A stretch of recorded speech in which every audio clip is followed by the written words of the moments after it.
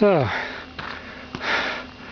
after some perilous climbing along some cliffs, I am just minutes away from the Shilthorn, and of course the Swiss usually save the best for last.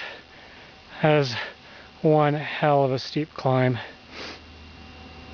but come this far, might as well go all the way.